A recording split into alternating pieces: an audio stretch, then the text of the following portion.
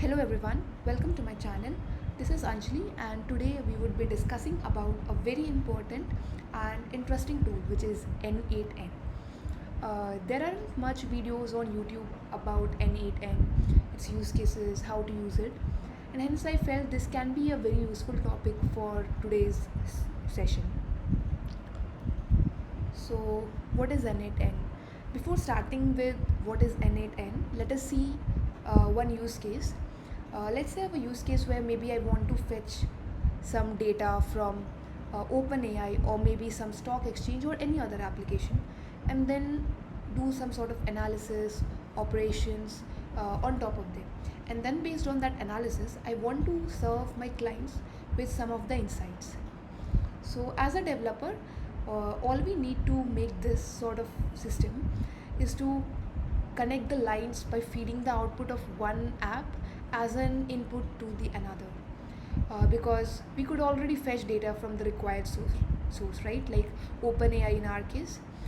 Also, assuming that we already have some processing logic available, and obviously we do have the notification platform which is Slack available. So all we would need here is to connect the dots between these apps. Also, these sequence of actions chain together combine to form workflow. Uh, Getting back, so what are the available options in order to connect these dots? So as a developer, we usually write code in order to achieve this. So here comes in N8N, which actually facilitates the linking of these apps together through its powerful built-in automations. So here is an example. I have taken this example from their website, N8N website itself. So this is an example of one such workflow where we just define our apps via action node and link these actions via some sort of function nodes. As explained in previous videos as well, a workflow always needs some sort of trigger point to start its execution.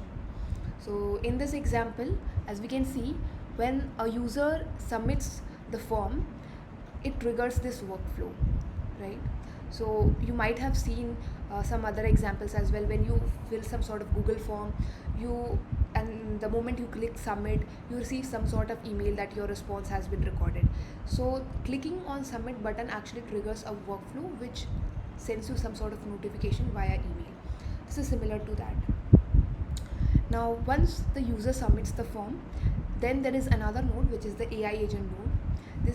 This node takes action based on the inputs it received from the form submission, and then it has some if else condition based on which it makes certain changes to the Slack. Okay, so this was just an introduction. In the next videos we will be diving into the installation of N8N, creating simple workflows, and then slowly we would be progressing to advanced ones.